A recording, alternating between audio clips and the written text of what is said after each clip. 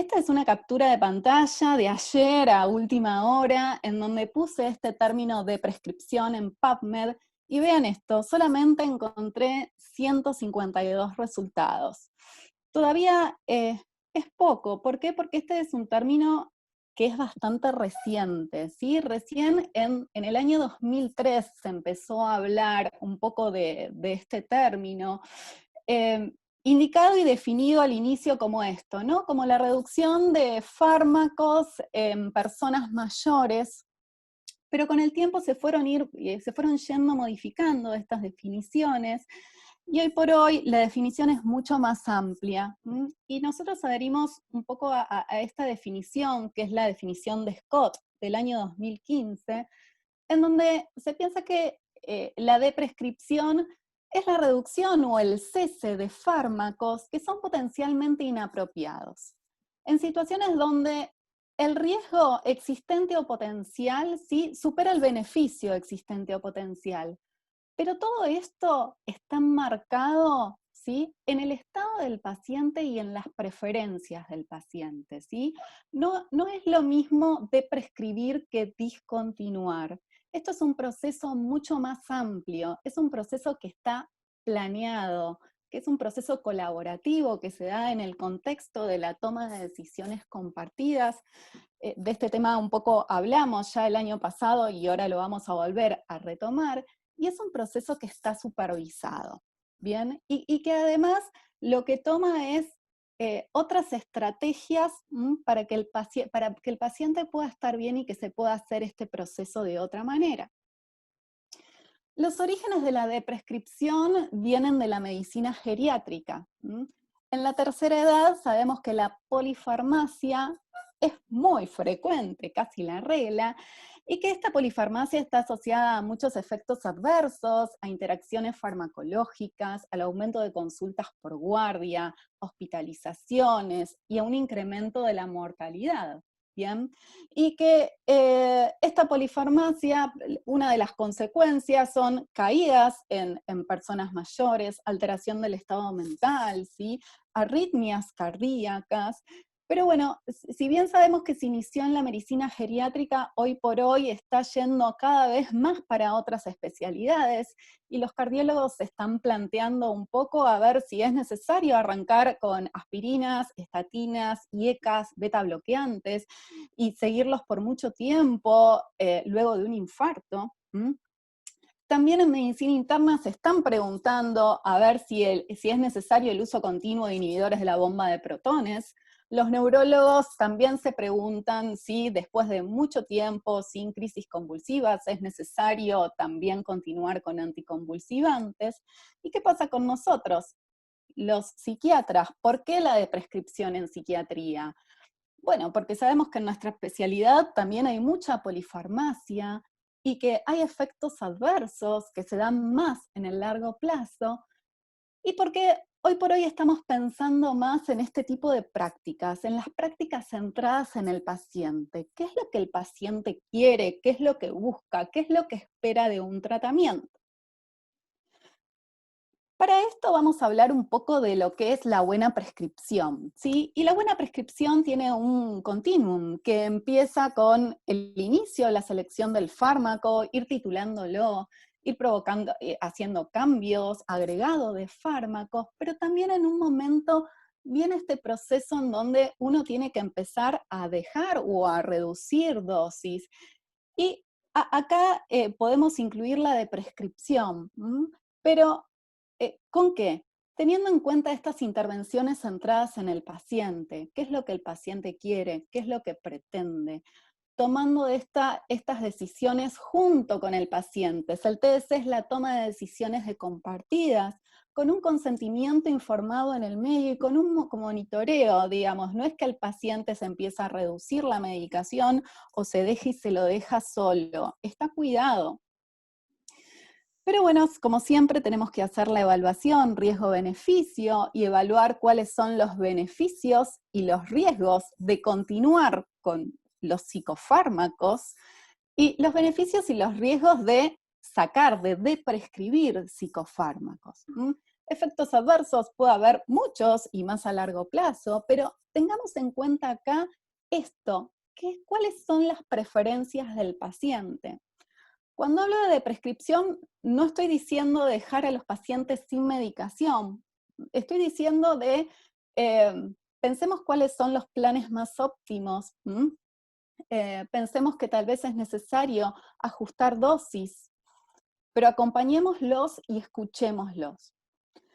La de prescripción también está enmarcada en los principios de lo que es la recuperación, que de esto se está hablando hace unos años ya en salud mental, en donde la toma de decisiones compartidas es uno de los principios, el cuidado centrado, ¿sí? Basado en la persona, en lo que quiere, en sus objetivos de vida, que muchas veces sus objetivos de vida están por encima de los objetivos del tratamiento, y también están basados en la esperanza y en el empoderamiento. Les cuento un poco qué es esto de la toma de decisiones compartidas, que va a ser un poco la clave de cómo se da este proceso. Este es un proceso colaborativo que permite que tanto profesionales como pacientes tomen decisiones médicas juntos, teniendo en cuenta la mejor evidencia disponible, pero también teniendo en cuenta los valores y las preferencias del paciente. Estos son los tipos de decisiones en medicina. En un extremo tenemos el modelo más paternalista, en donde el médico da indicaciones y el paciente los sigue, ¿sí? Sin cuestionar absolutamente nada. Acá el médico tiene un rol muy activo y el paciente un rol más pasivo. En el otro extremo está el modelo informado, en donde el médico simplemente cuenta cuáles serían las opciones y el paciente tiene un rol muy activo y va a decidir. Y lo que estamos proponiendo nosotros es este modelo que está en el medio, ¿sí? Es el modelo de la toma de decisiones compartidas, en donde tanto profesional como el paciente se ponen de acuerdo en cuáles son los pasos a seguir. Y en este modelo hay al menos dos actores, ¿sí? Digo, al menos dos actores, está el médico, está el paciente, pero está muchas veces incorporada la familia, u otros profesionales también. Ambos van a participar activamente, ambos van a compartir información y lo importante es que se llegue a un consenso. Y el modelo de toma de decisiones compartidas, ¿sí? Tiene en cuenta a esto, que tanto el médico y el paciente son expertos. Este encuentro sería como un meeting de expertos en donde el médico es experto porque se fue entrenando y sabe mucho acerca de tratamientos, de diagnósticos, sabe muchas cosas, pero el paciente es un experto por experiencia, por vivir la enfermedad, por saber cuáles son los efectos de la medicación y por esto, ¿sí? Por poder elegir y poder preferir qué es lo que quiere. Entonces, esta toma de decisiones compartidas es importante no solamente cuando iniciamos un plan farmacológico, sino también cuando vamos a optar por la de prescripción, como vamos a hablar hoy. Y esta de prescripción también está enfocada en lo que son los enfoques de bienestar, ¿sí? La vamos a plantear, pero la vamos a plantear en un contexto en donde el paciente pueda tener un espacio psicoterapéutico, en donde se pueda optimizar el ejercicio, que pueda descansar bien, que haya un soporte de pares y que haya también una familia que pueda contener. Pero bueno, la de prescripción también tiene muchas barreras y una de las principales barreras, no solo para los médicos, sino también para los pacientes, ¿sí? Es el temor a la recaída. En cuanto al médico, el médico puede decir la verdad es que si está bien después de haber estado tan mal, preferentemente no voy a tocar este plan, si algo anda bien, no lo toco. ¿Qué pasa si se descompensa? Si hay que volver a internarlo, si se vuelve agresivo, ¿qué pasaría acá? Por otro lado, las barreras del médico es que las guías son limitadas. Se habla muy poco de lo que es la de prescripción. En las guías no están todavía incorporados estos conceptos. Entonces, dicen, bueno, si no estoy respaldado, y además de esto, digo, los médicos que se están formando o los que tienen poca experiencia, también bueno, no se van a meter en este proceso. Muchos tienen temor a la demanda, y otra cosa también importante es que para esto necesitamos tiempo. Y entendemos que muchas veces las consultas, ¿sí? No suelen durar lo que tal vez necesitemos. Por otro lado, el paciente también tiene temor a la recaída, ¿sí? Él desde el vamos estuvo escuchando: para estar bien es necesario que tomes la medicación, no puede pasar un día sin que tomes la medicación. Y viene con ese chip incorporado, que lo decimos nosotros, por supuesto. El paciente tiene temor a ver qué impacto puede tener esto sobre la familia, los amigos o los cuidadores. La mujer siempre le decía, o el marido decía: si no tomas la medicación te dejo, es importante que sigas con la medicación. Muchas veces se juega el temor a perder los beneficios, y voy a perder la pensión, voy a perder el certificado de discapacidad. Muchos temen a la discontinuación, ya han pasado por un síndrome de discontinuación en donde la pasaron muy mal, y por eso es una gran barrera. Y otros temen perder esto, ¿no? Su rol como paciente, el de ir a las consultas, el de ir a las farmacias, el de continuar con los espacios. Entonces, estas serían las barreras. Pero ¿qué pasa? Este es un trabajo, es una encuesta que se hizo hace unos años atrás a unas 100 personas, 100 personas que estaban polimedicadas, ¿sí? No solo con psicofármacos, sino también con otros fármacos. Y lo que se vio a partir de esto es que más del 90% de los pacientes está dispuesto a discontinuar fármacos si el médico le dice que es una posibilidad. Bien, así que escuchemos esto: los pacientes también están dispuestos. Según RIB, el proceso de prescripción se podría hacer en 5 pasos. Bien, uno sería obtener una historia farmacológica completa. Otro sería poder identificar cuáles son los fármacos potencialmente inapropiados. Luego, evaluar si existe esta posibilidad de reducción y discontinuación. Otro, implementar un plan. Y luego empezar a monitorearlo. Bien, pero para nosotros los psiquiatras, perdón, me olvidé de esto. Y un paso cero sería poder hablar de prescripción desde el inicio del tratamiento. Cuando nos sentamos y nos indicamos un fármaco, es decir, bueno, vamos a pensar a ver si esta dosis va a ser óptima o no, o si en algún momento vamos a tener que retirarlo. Por eso se propone que también haya un paso cero para hablar de prescripción desde el inicio. Y les decía, nosotros los psiquiatras somos más complejos, entonces estos serían los pasos para prescribir en nuestra especialidad. Bien, habría una fase inicial, que es la fase de preparación, que va de los pasos 1 al 3, y luego una fase de acción, que va de los pasos 4 al 7. Ahora les voy a ir describiendo cada uno. El paso número 1 sería: evaluemos el momento y el contexto. Pensar que la deprescripción es una opción, y puede ser una opción para ahora o puede ser una opción para el futuro. Tratemos de elegir cuál es el momento correcto. Obviamente lo vamos a evitar en momentos de crisis, no lo pensamos. Nos tenemos que anticipar, y si sabemos que próximamente puede haber un estresor, tampoco. Sí, es fundamental que esto se dé en el contexto de una buena alianza terapéutica. Vamos a tener muchas más chances de que esta sea posible. Tengamos cuidado si el paciente está consumiendo activamente sustancias, y exploremos también a ver si hubo experiencias pasadas, ¿sí? Con respecto a esto, con respecto a discontinuar fármacos. El paso número 2 sería poder reconciliarse con los fármacos, tratar de hacer un listado de fármacos que toma, no solamente los de nuestra especialidad, sino también los de otras especialidades y los que toma por cuenta propia u ocasionalmente. Repasando un poco la indicación, la dosis que toma, y hacer una evaluación de pro y contras de cada uno de esos fármacos, registrando los beneficios y también los efectos adversos, y viendo la posibilidad de posibles interacciones.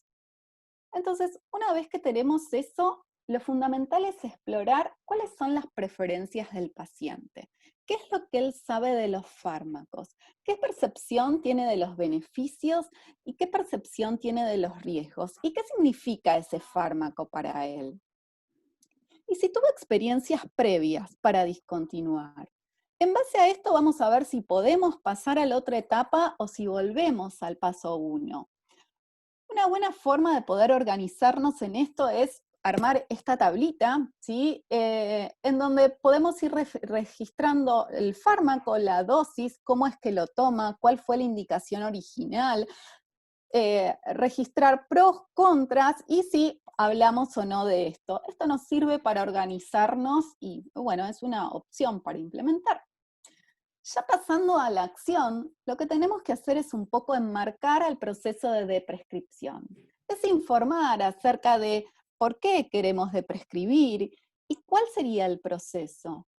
Escuchar bien a los pacientes, qué expectativas tienen, qué ideas tienen, involucrar al resto del equipo, bien, involucrar a la familia y discutir acerca de la posibilidad de presentar efectos adversos o inclusive la posibilidad de presentar recaídas por la deprescripción.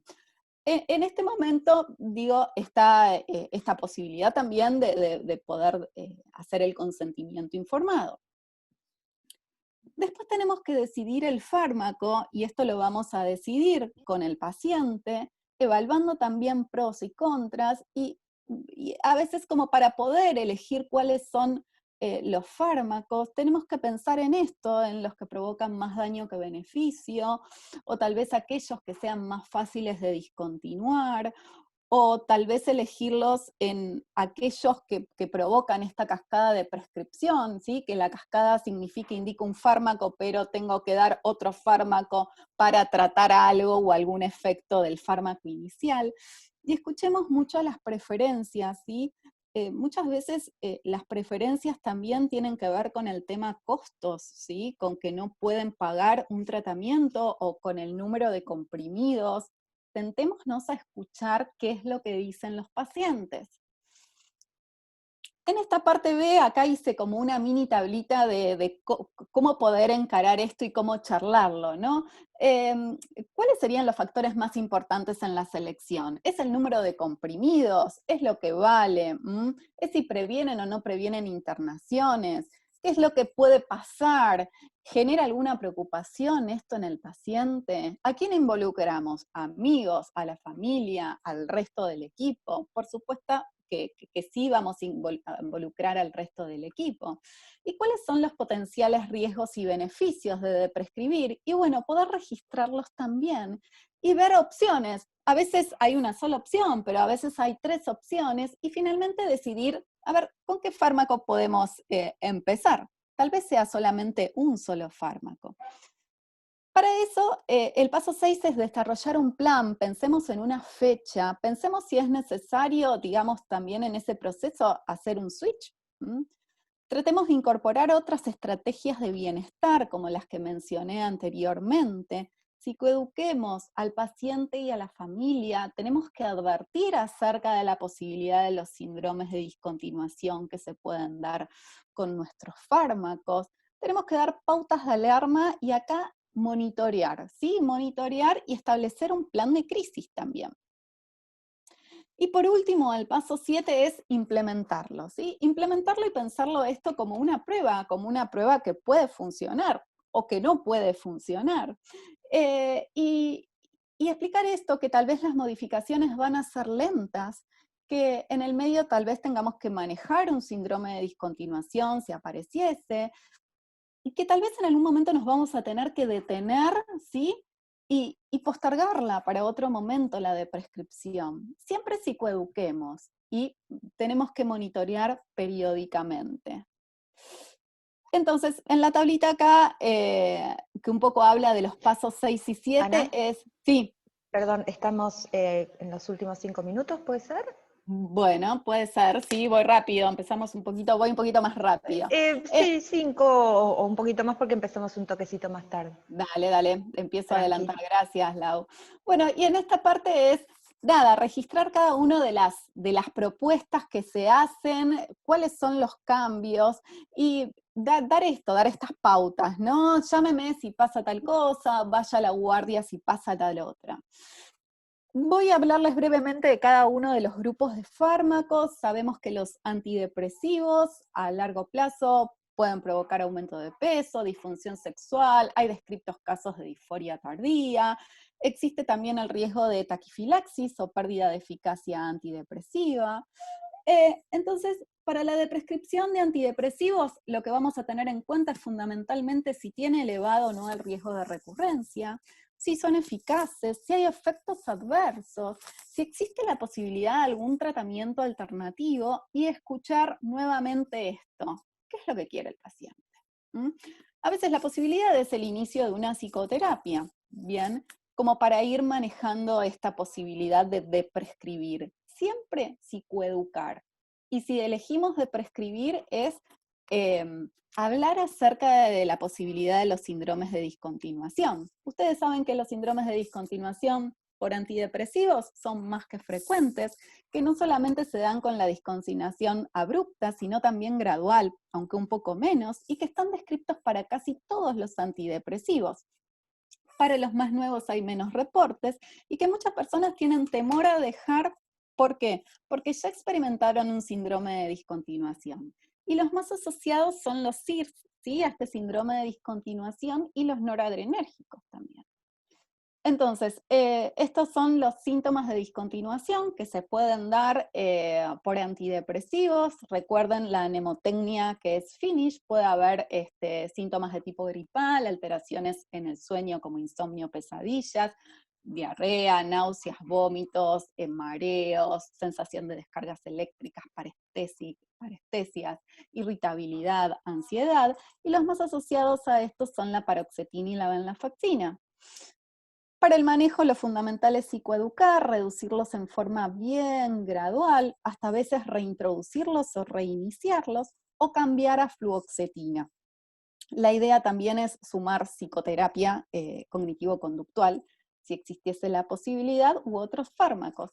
Una pequeña viñeta clínica para que vean cómo exploramos esto. María tiene 34 años, tiene diagnóstico de trastorno depresivo mayor, está en tratamiento con venlafaxina y tuvo 3 episodios. El último fue hace un año y fue por una sobreingesta de 10 comprimidos de aspirina. Esto motivó una internación. Hoy por hoy ella dice que quiere dejar la medicación, bien por efectos adversos, y lo que sabemos es que tuvo 3 episodios y uno de esos es severo. ¿Qué es lo que le tenemos que decir a María? Bueno, claramente sí, que la idea y la indicación es continuar con antidepresivos. Esto es lo que dicen las guías también. 3 episodios, uno grave, el último año. La idea es que pueda continuar con el tratamiento. Pero bueno, vamos a hacer un ejemplo de toma de decisiones y veamos cuáles serían los beneficios de continuar la venlafaxina, los riesgos de continuar con la venlafaxina, que serían los efectos adversos, y también el riesgo de que si ella está muy convencida, deje por su cuenta el tratamiento. Los beneficios de continuar con la venlafaxina es prevenir las recurrencias, obviamente. ¿Y cuáles serían los riesgos de prescribir? Bueno, fundamentalmente la discontinuación, que la puede pasar muy mal, y la recurrencia de la sintomatología. Y los beneficios es que el paciente quiere esto. Entonces, ¿cuáles son las preferencias de María? Y no tomar antidepresivos. Y acá nosotros tenemos que empezar a explorar, a ver qué es lo que pasa, cuál es el significado de la medicación para ella, por qué, qué efectos adversos. Y nuestra intervención acá va a ser fundamentalmente psicoeducar acerca de los síntomas de discontinuación, incrementar el soporte social, tratar de establecer cambios en el estilo de vida y un desarrollo de plan de prevención de recaída. Y si finalmente quiere esto, lo va a dejar por su cuenta, si no. 2 palabritas de estabilizadores. Obviamente no propongo discontinuar estabilizadores en algunas patologías, sí se pueden ajustar dosis, pero sabemos que los estabilizadores digamos, se utilizan no solo para el trastorno bipolar, sino también para el trastorno esquizoafectivo, para el trastorno de personalidad, se utilizan como potenciadores muchas veces. Entonces es replantearnos esto, ¿todos tienen que continuar todo el tiempo con esta dosis de estabilizador? ¿Mm? ¿Todos tienen que continuar con un estabilizador? Bueno, como pensar en base al diagnóstico. Sabemos que los síntomas de depresión y recurrencias luego de la discontinuación del litio pueden ser un rebote, por haberlo dejado, que también se pueden experimentar nuevos síntomas o síntomas de discontinuación como ansiedad, sueño e irritabilidad con litio. Con los estabilizadores acerca de los síntomas de discontinuación, los datos vienen más del lado de la epilepsia, y sí podrían provocar algo de discontinuación, como esos síntomas que ven ahí, ansiedad, agitación, cefaleas. Pero bueno, les quiero traer la viñeta, que me parece que es lo más importante. Juan, 65 años, tiene un trastorno bipolar desde los 20, está en tratamiento con litio, tuvo 3 internaciones por manía, ¿sí? Actualmente está con litio y quetiapina, y Juan tiene una intoxicación por litio, termina en UTI varios días internado, y después de eso dice, esa medicación casi me mata, nunca más la voy a volver a tomar. Entonces hacemos este cuadrito de toma de decisiones y vemos cuáles serían los riesgos de continuar con litio y efectos adversos a largo plazo, no sé, una nueva intoxicación. Los beneficios serían obviamente la prevención de futuros episodios de manía y depresión. En cuanto a de prescribir litio, los riesgos es la recurrencia de nuevos episodios y los beneficios es quitar el riesgo a largo plazo, pero el paciente claramente no quiere tomar. Entonces, ¿cuáles son las preferencias? El paciente quiere dejar el litio, ¿bien? Y el plan es discutir acerca del riesgo-beneficio, tratar de poder negociar algo con el paciente. La intervención acá es psicoeducar acerca de la detección temprana de la recaída, ¿sí? Desarrollar un plan de manejo de la suicidabilidad, tratar de reducirlo siempre lentamente y ver si existe la posibilidad de reintroducción del litio si es necesaria. 2 palabritas de benzo ya para terminar. El tema de la de prescripción de benzodiazepinas es complejo porque el médico quiere y los pacientes no quieren discontinuar, temen al síndrome de discontinuación, seguramente más de uno lo ha experimentado. Las indicaciones para de prescribir benzodiazepinas pueden ser la dependencia, el alcoholismo, o también el uso de antihipertensivos o hipoglucemiantes que aumentan el riesgo de caídas en combinación. ¿Cómo identificamos a los que son dependientes a benzodiazepinas? Aquellos que lo toman por mucho tiempo, que las necesitan para iniciar el día, que continúan con ellas pese a que ya no presentan síntomas, los que tienen muchas dificultades para reducir dosis, aquellos que presentan ansiedad interdosis, que van frecuentemente al médico pidiendo la receta, o los que se autoincrementan la dosis. Sabemos que existen los síntomas de discontinuación por benzodiazepinas y las más asociados son el lorazepam y el alprazolam. Y que para el manejo lo fundamental es psicoeducar e ir lentamente. A veces nos puede llevar más de un año el poder discontinuarlas.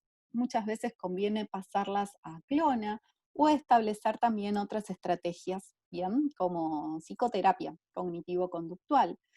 El último caso, Laura, 43 años, diagnóstico de ansiedad generalizada, está en tratamiento con citalopram y clonazepam. A las 8 semanas y habiendo mejorado, ¿sí? Su médico, que seguía a la de prescripción, le dijo, bueno, vamos a empezar a reducir la dosis de clonazepam, bien, y lo hizo y presentó un síndrome de discontinuación en el que la pasó pésimamente mal. Tuvo que quedarse con 1 miligramo de clonazepam. Al cabo de un tiempito, sí, ella tuvo que cambiar de psiquiatra por motivos económicos. Este otro psiquiatra hizo un ajuste de dosis y al cabo de un año vuelve al psiquiatra inicial, ¿no? Que seguía como esta posibilidad de la deprescripción. Entonces, acá hacemos una evaluación riesgo-beneficio de cuáles serían los riesgos de continuar con el clonazepam, estos efectos adversos, como dijimos, a largo plazo, la dependencia, las alteraciones en la memoria, los riesgos de caída, interacciones. Los beneficios es que no va a tener la discontinuación, que es lo que teme la paciente. De prescribir el clonazepam, ¿cuáles serían los riesgos? Ya estoy terminando, Laura. El síndrome de discontinuación. Y los beneficios serían poder establecer estrategias no farmacológicas. Entonces, la paciente tiene miedo de dejar por el síndrome de discontinuación, pero entiende que podría dejarlos, entonces se acepta. Y se planea esto, empezar a prescribir, ¿no? Con la idea de empezar una psicoterapia previamente, de ir ajustando el plan, de hacerlo muy lentamente. Bueno, y esto sirve. Ya terminando algunas consideraciones, si los pacientes preguntan por reducir fármacos o por dejar, es probablemente que muchos hayan arrancado ya ese proceso. Tenemos que aprovechar la oportunidad para poder hablar de esto. Tenemos que hacer una revisión periódica de los fármacos que toman nuestros pacientes. Sabemos que la toma de decisiones compartidas va a mejorar esta alianza y nos tenemos que preparar y tenemos que preparar a los pacientes. Y en las futuras direcciones lo que se planean es, tenemos que saber más acerca de discontinuación de fármacos, necesitamos más estudios cualitativos, tenemos que saber qué es lo que piensan los pacientes, desarrollar más herramientas y algoritmos. Tendría que haber clínicas de prescripción o comités, ¿sí? Servicios de interconsulta en donde los profesionales puedan ir a consultar acerca de esto e incorporar un poco esto en los programas de formación de residentes. Eso fue todo. Este es un libro en el que basé parte de la presentación. Es un libro del año pasado y que es muy lindo leerlo, muy, muy interesante. Así que, bueno, listo, dejo de compartir. Gracias. Bueno, muchas gracias, Analía. Continúa Damián. Bien. Bueno, a ver. Claro, las preguntas las voy a comentar todas al final, cuando terminen los 3 expositores, porque hay una unidad de concepto en la presentación. Sí. Bien. ¿Te aviso unos 5 minutitos antes, Damián? Sí, sí, por favor. Ok. Comparto.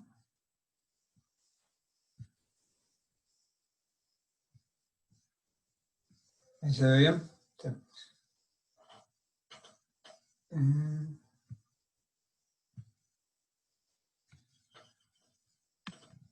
segundito. Esto de no verse a uno o no ver al público es no tener feedback es un problema. Ahí está. No me veo. Bueno, gracias por estar. El tema, lo pensamos con Analía, es un poco disparador de debate. La idea de la presentación es que nos quedemos pensando.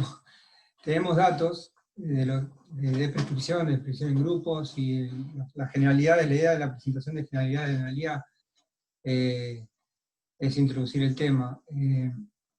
No hay mucho, como dijo Analía, y guías son los que faltan, y en psicosis y en antipsicóticos eso es un poco más que con otros grupos farmacológicos. En la agenda voy a tratar un poco sobre el objetivo de la prescripción de antipsicóticos. Cuando hablo de prescripción en psicosis, yo lo orienté más a antipsicóticos, pero bueno, podríamos hablar de tratamiento integral en psicosis, y vemos que los pacientes no están solamente con antipsicóticos, sino benzodiazepinas y otros grupos farmacológicos que también ameritan pensar en la de prescripción en psicosis, ¿no? Entonces, el objetivo es hablar más que nada de antipsicóticos, después cuándo en este grupo, por qué, algo sobre supersensibilidad dopaminérgica, que es un poco la raíz neurobiológica de las recaídas en relación a los tratamientos crónicos, más allá de la evolución natural de la enfermedad. Algunas estrategias de cómo hacerlo, farmacológicas y no farmacológicas, y finalizando con algunas palabras sobre lo que es capacidad mental, y dejando espacio después para el debate. Cuando hablamos de prescripción en antipsicóticos, el objetivo, lo dijo bien Analía, no solamente en antipsicóticos, sino en otras, pero acá fundamentalmente es apuntar a la reducción y a la monoterapia, obviamente de ser posible, y no a la suspensión. Somos, como dijo Analía también, somos un capítulo de psicofarmacología, la idea de la presentación no es con un sesgo antipsiquiátrico, sino de un uso racional de fármacos, ¿no? Y bueno, por eso lo de la reducción y tender a las monoterapias es ser posible. ¿Cuándo? Y acá es importante pensar en la incertidumbre diagnóstica en psicosis, ¿no? Nosotros tenemos muchas veces nos preguntamos si el primer episodio es un primer episodio de esquizofrenia, tenemos los criterios diagnósticos, pero tenemos dudas si eso es una esquizofrenia, si son las esquizofrenias. Bueno, no me voy a dedicar mucho a psicopatología, pero la certidumbre diagnóstica nos la da el tiempo, y entonces un tratamiento, cuando planteamos un tratamiento a muy largo plazo, tenemos que preguntarnos qué grado de certidumbre tenemos, ¿no? Y hay otros casos de psicosis que son psicosis inducidas, psicosis afectivas, psicosis asociadas a enfermedades médicas, y bueno, plantear un tratamiento a muy largo plazo sin pensar en la posibilidad de sacar el antipsicótico si tenemos cierta duda diagnóstica es un problema. Entonces, en ese punto. Y después hay de prescripción de antipsicóticos que no dedico en este caso, pero es en otras condiciones diagnósticas, como puede ser demencia, ansiedad, insomnio. Y bueno, también tenemos que pensar en entrada, cuando arrancamos con el antipsicótico, para esas indicaciones, en la posibilidad de retirarlo a futuro. Consecuencias negativas de la prescripción, pues podemos mencionar varias, ¿no? Desde clínicas a efectos adversos, recaídas de disquinesias tardías, pero por sacar, ¿no? En antipsicótico. Acaticias, alteraciones en el sueño, bueno, los rebotes colinérgicos, ¿no? Muy frecuentes, por ejemplo, con clozapina, y que pueden ser graves, y otras plétoras de efectos adversos que puede haber por esa suspensión. ¿Por qué prescribir? Tenemos primero el concepto de supersensibilidad. No me voy a meter muchísimo, pero tengo unos slides después, porque es un poco la raíz de este aumento de la upregulation de receptores de dopamina, que termina generando las disquinesias tardías y parte de las recaídas en el largo plazo cuando el paciente suspende bruscamente, ¿no? Ahora lo vemos más adelante. Cuestiones relacionadas a la polifarmacia antipsicótica. Prescribir también puede ser pensado por el riesgo metabólico, cardiovascular, y otros efectos adversos, aumento de peso y demás que tenemos con el uso de antipsicóticos. Efectos adversos colinérgicos y sedativos, más en avanzada. Y bueno, y como tema también importante, los cambios estructurales que se están viendo con antipsicóticos, y que hay que tener en cuenta eso como un factor. Como decía, la supersensibilidad dopaminérgica que se da con es el cambio que producimos con los antipsicóticos, que es el aumento de los receptores de dopamina D2 y también D3, podría ser con el uso crónico, y que eso no está en aquellos que no tuvieron con tratamiento antipsicótico antes. Entonces eso es lo que genera el uso crónico. Y eso lo que genera es que cuando uno suspende bruscamente, son muy frecuentes las recaídas, y ahí tenemos que diferenciar cuánto tiene que ver con la enfermedad, porque hay recaídas también a pesar del tratamiento, y sin modificar dosis, y hay recaídas, y después también están las recaídas, más que nada por este concepto de aumento de receptores de dosis, cuando uno suspende la medicación, lo deja expuesto a la mayor... ustedes saben que en esquizofrenia sabemos por estudios con PET y imágenes que en realidad el origen sería más presináptico que postsináptico. Nosotros estamos trabajando a nivel postsináptico con el bloqueo de receptores de D2, los antipsicóticos. Pero no estamos en la raíz, que es el aumento de la síntesis y liberación de dopamina. Y este es un problema. También tenemos que hay síntomas psicóticos en pacientes no psicóticos. Por ejemplo, antipsicóticos por náuseas. Miren, este es unos reportes de casos con metoclopramida y psicosis inducida por supersensibilidad por metoclopramida en los pacientes que suspendieron el uso crónico de metoclopramida. Simplemente para tenerlo en cuenta. ¿Y cuánto dura esta supersensibilidad? En animales el equivalente a 1 año más o menos. La diskinesia puede durar años.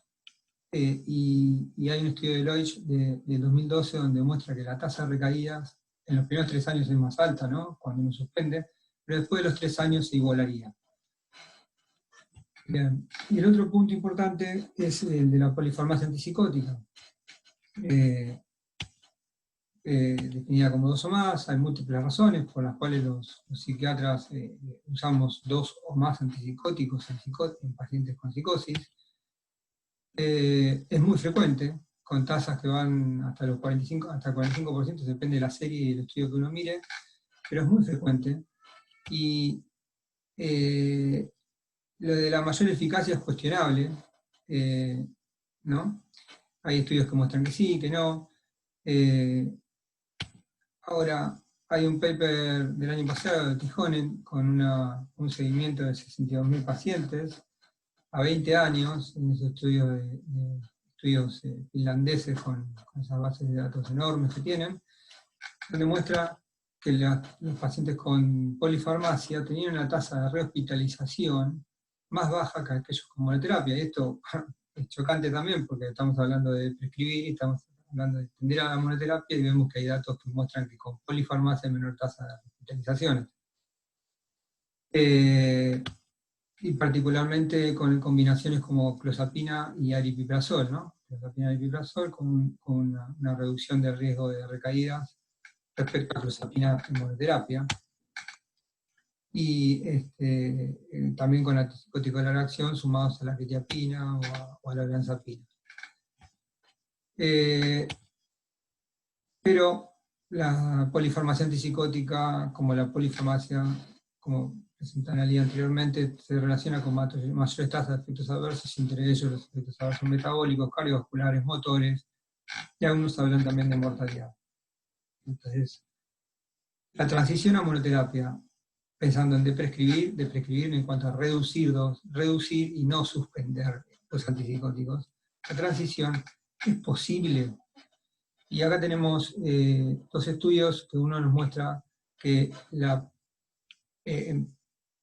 pacientes que estaban con polifarmacia y los pasaban a monoterapia.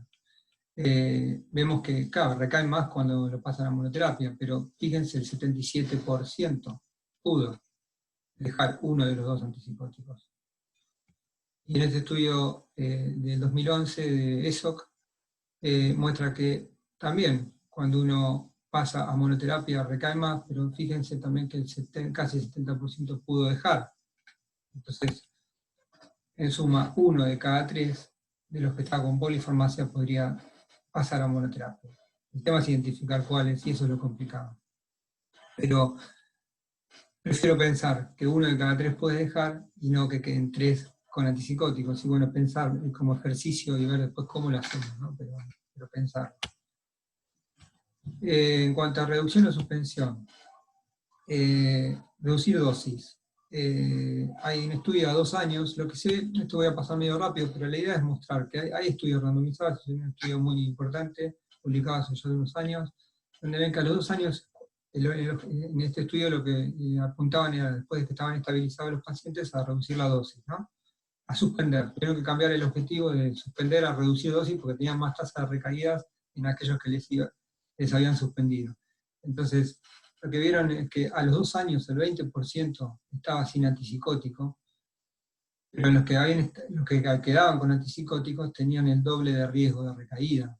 O sea, cuando se reducía la dosis, había el doble de riesgo de recaída.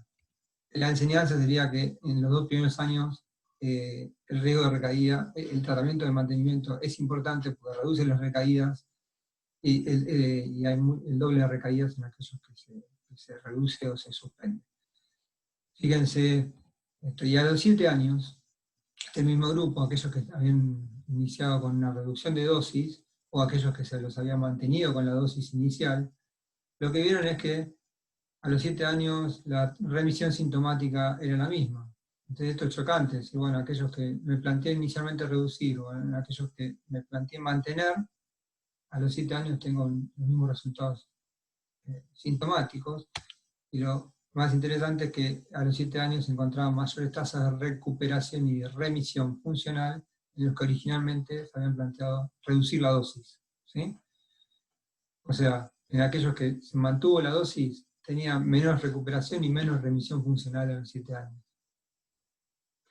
Pero, cuando vemos las dosis a los 7 años, vemos que la mediana de dosis era un poco inferior. No es que se había suspendido el antipsicótico a los 7 años, pero vemos que a los 7 años el grupo que se mantenía la dosis estaba en 3,6 miligramos de haloperidol y el grupo que se había reducido de 2,2. O sea, el concepto también es que apuntar a reducir dosis, pero no a suspender dosis. Si reducimos dosis, quizá tengamos algunos beneficios en algún subgrupo de pacientes. Pero el problema es identificar cuáles. Este es un estudio más viejo, que acá se suspendía muy rápidamente el antipsicótico, y lo que veían es que a los pacientes 5 años estables se les suspendía, y claro, al año la tasa de recaídas era mucho mayor en aquellos que se mantenían. Este es el concepto que me pareció más interesante y que quiero que lleven con la presentación. ¿Cómo reducir el antipsicótico? Ustedes saben, esto es ven la ocupación de receptores de D2, no sigue linealmente con la dosis. O sea, al principio, cuando uno va aumentando la dosis, la ocupación de los receptores es cada vez es mayor al principio y después es cada vez menor. ¿Ven? Entre 0 y 1 miligramo llegué a más del 40% de ocupación. Ahora, entre 1 y 2 miligramos subí menos del 20% de ocupación. A medida que estoy subiendo la dosis, la ocupación es menor. Porque, ¿qué es lo que hacemos nosotros? Nosotros tendemos a bajar la dosis linealmente. Entonces decimos, bueno, vamos a bajar de 8 a 1, a 7, a 6, a 5, a 4, de a 1 miligramo de risperidona, ¿no?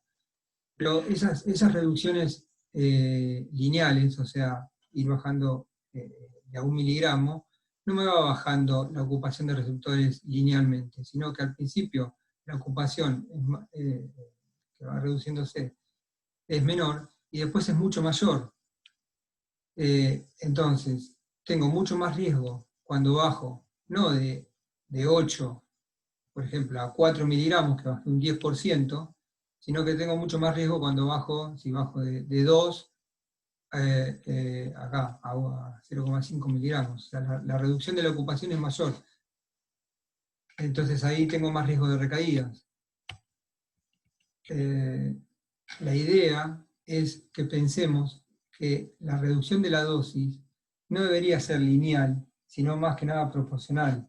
No bajar de a 1 miligramo, sino bajar de a mitades. Fíjense, si yo bajo de 8 a 4 miligramos, bajé el 10% de ocupación. Entonces no lo estoy exponiendo a esa supersensibilidad que hablaba antes. Bajo de 4 a 2 miligramos, y en ese caso también vuelvo a bajar 10% de ocupación de receptores. Bajo de 2 a 1 miligramo, bajo otra vez 10%.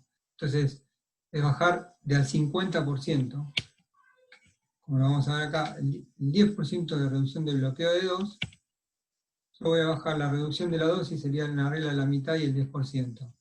La idea no es que baje linealmente la dosis, sino más proporcionalmente.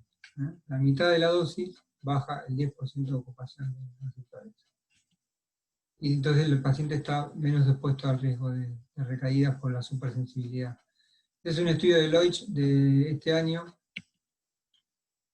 con un número chico, pero también lo que vieron que podían reducir la dosis el 42% de la dosis en 3 meses, sin riesgo de recaída significativo. Entonces la idea es mostrar que se puede reducir, y el concepto de la regla de la mitad y el 10%, o sea, bajar la mitad de la dosis para bajar nada más que el 10% de ocupación de receptores de 2, y como dicen acá, cada 3 a 6 meses. Fíjense que es muy lento, estoy bajando con un periodo de tiempo amplio, y me va a llevar mucho tiempo llegar, ¿no? A suspender, si es que suspendo. Y estrategias, ¿qué estrategias? Acá está lo que hablaba un poco Analía, las estrategias donde tenemos que estar centrados un poco en los intereses de las personas, en una decisión compartida, con el consentimiento informado, y donde haya involucramiento de familiares, de intervenciones psicosociales, y apuntando al cuidado de la salud física y el bienestar. No es lo mismo remisión sintomática que recuperación. Recuperación es un concepto más amplio. Apuntamos más a la autonomía, a la dignidad, al respeto, a la participación de la comunidad. Ahora, los antipsicóticos son tan efectivos en lo que le interesa a la persona, esto se plantea en muchas, ¿no? La persona piensa más en el retorno al bienestar, el well-being, quizás no escuchar voces, ¿no? Entonces esta palabra de empoderar, que puede sonar chocante, más en psicosis, donde tenemos que trabajar con los pacientes y las familias para la identificación de signos precoces de recaídas, y que busquen la ayuda lo antes posible en este proceso de reducción de dosis que podemos llegar a estar haciendo, desarrollo de un plan de crisis, y apuntar un poco a la prevención del uso de sustancias, particularmente cannabis, y reducción de estrés como factores de riesgo de recaídas. Pongo esto que es un plan de bienestar, que está en algunos sitios, por eso lo pongo. El tema es qué evidencia hay de todo esto, ¿no? Y claro, si uno busca en PubMed encuentra 14 resultados sobre estos planes, y bueno, entonces me pregunto qué evidencia, si puede sostener estas intervenciones. Esto también lo pongo por eso, un grupo de pares de escuchadores de voces. Y también lo mismo, hay pocos resultados, y la evidencia que sostiene esto es escasa. Entonces, la idea es escuchar a los pacientes, porque si no terminan cayendo en esto. Terminan cayendo en estas intervenciones donde el nivel de evidencia es muy bajo, y por ahí al paciente le interesa no subir de peso, más que no escuchar tantas voces, ¿no? 5 minutos, Damián, Sí. ¿puede ser? ¿Más o menos? Sí, yo voy. Ok, gracias. Y las intervenciones hacia las que sí hay evidencia y que nos pueden ayudar en este proceso de reducción de la dosis, sabemos que la terapia cognitivo-conductual, las entrevistas motivacionales, las entrevistas familiares, la psicoeducación familiar y el trabajo con habilidades sociales pueden ayudar en este proceso y en este plan de reducción. Pero no reemplazan los antipsicóticos. No los reemplazan. Hay estudios que muestran, bueno, ¿no? Si suspendo o voy bajando el antipsicótico para suspender el antipsicótico junto con otras intervenciones, y estas intervenciones me permiten llegar a ese punto de la suspensión. No los reemplazan, son complementarios. Pero no hay guías para la reducción de la dosis. Lo único que he encontrado como más o menos razonables, y que faltan estudios para poder asegurar que es una manera buena de hacerlo, es esto que hablaba de la regla de la mitad de la dosis, que reduce el 10% de la ocupación de los receptores cada 3-6 meses. Esa sería una forma más prudente, pero no hay guías todavía. En todas las guías que encontramos, la IPA, la CIMP, la australiana, no encontramos guías de cómo reducir. Pero tenemos que recordar que los antipsicóticos previenen recaídas a 1 a 3 años, con seguridad, reducen la mortalidad y el suicidio, el 20% de lo que vimos antes podrían suspender el antipsicótico. Esa es una cifra que se repite en muchos estudios, pero tenemos un 80% que no. Es más identificar eso. Que se puede bajar la dosis, pero bajar la dosis aumentaría las recaídas particularmente en los primeros 2 años. Hay cuestionamientos en cuanto al uso de antipsicóticos a largo plazo, particularmente post primer episodio. Largo plazo es muy largo plazo, ¿no? Más allá de los 2-3 años sería, ¿no? Hay falta de evidencia convincente en contra de la eficacia a largo plazo de los antipsicóticos. Pero bueno, porque la mala adherencia aumenta con el tiempo, probablemente en los estudios los más graves siguieron con el antipsicótico y los menos graves no, entonces estos estudios que dicen que no hay que usar antipsicóticos a muy largo plazo por más de 10 años, no tienen en cuenta que los más graves son los que continúan, ¿no? Probablemente. Y en esos estudios también los pacientes con múltiples episodios severos no fueron incluidos. Y algunas palabras sobre lo que es capacidad mental. Nosotros tenemos que, como principios, esto está sacado de Inglaterra, de las guías NICE, asumir la capacidad de tratar de brindar todos los apoyos, que las restricciones sean las menores posibles y que sea por el mejor interés de los pacientes. Y que imprudencia no es incapacidad. Eso es para tener en cuenta. Ahora, si nos preocupa la inconsistencia con conductas previas,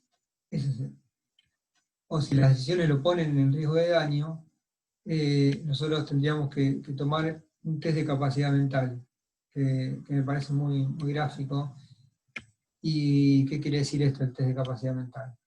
Primero tenemos que pensar si se hizo el esfuerzo suficiente para ayudarlos y a la persona a tomar la decisión, ¿no? Y si la decisión es urgente o si puede esperar, porque la persona está sedada y no puede tomar no está completamente en condiciones de tomar la decisión. Entonces, el test, la idea es acordarse de estas palabras: si entiende, si retiene, si sopesa y si comunica. ¿Qué quiere decir? Que si el paciente entiende, no tiene que entender acabadamente, tiene que entender el concepto de qué es lo que le estamos proponiendo. Un tratamiento, si le estamos proponiendo la suspensión, la reducción de la suspensión, pero si entiende. Y con todos los esfuerzos que podamos haber hecho para que el paciente entienda. Quizá no entienda, y ahí nos quedamos, no pasamos, ¿no? Ya estoy terminando. Y si retiene, o sea, si retiene la información que nosotros le brindamos, si nos puede repetir lo que le dijimos. Y después si sopesa, si pone en la balanza riesgo-beneficio de cuáles serían las consecuencias de no hacer el tratamiento. Y después si nos puede comunicar. ¿No? En psicosis esto es de gran debate. En las preguntas seguramente surgirán algunas cosas, pero la idea es que si nosotros no escuchamos lo que les pasa, los pacientes dejan. Si los pacientes dejan, recaen. Entonces, tenemos que tener en cuenta un poco esto. Y el otro tema para debate es el rechazo al tratamiento, ¿no? En el momento de la capacidad que el paciente puede tomar la decisión de rechazar un tratamiento futuro, y en ese caso incluso puede terminar en la muerte, se puede suicidar. Entonces, la pregunta es si estamos preparados para esto y más en nuestro medio, ¿no? Entonces, hablamos algo de reducción de inmunoterapia, del objetivo de prescripciones y tender a la reducción y a la inmunoterapia, no a la suspensión. ¿Cuándo? Cuando hay incertidumbre diagnóstica, porque un poco esto es lo que se plantea, que no estamos tan seguros. ¿Y por qué? Porque hay más efectos adversos, hay menos respuesta con el tiempo, probablemente por la supersensibilidad dopaminérgica, vamos subiendo la dosis, entonces hay recaídas, y tenemos consecuencias de cambios como por ejemplo con lo que pasa con la diskinesia. Y en cuanto a estrategias, la regla de la mitad de la dosis cada 6 meses, cada 3 a 6 meses, o sea, la mitad de la dosis cada 3 a 6 meses, y no lineal, no ir de 800 a 700 a 600 de quetiapina, sino es más proporcional. Y estrategias no farmacológicas, no olvidarse de las intervenciones familiares y la psicoeducación, habilidades sociales, el consentimiento informado y establecer un plan de crisis.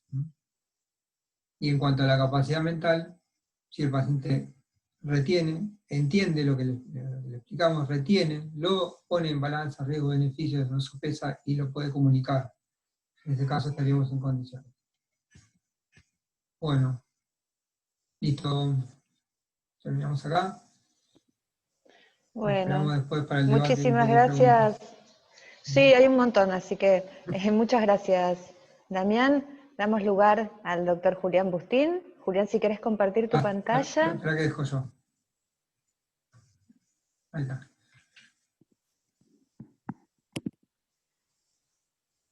Bien. Muy bien.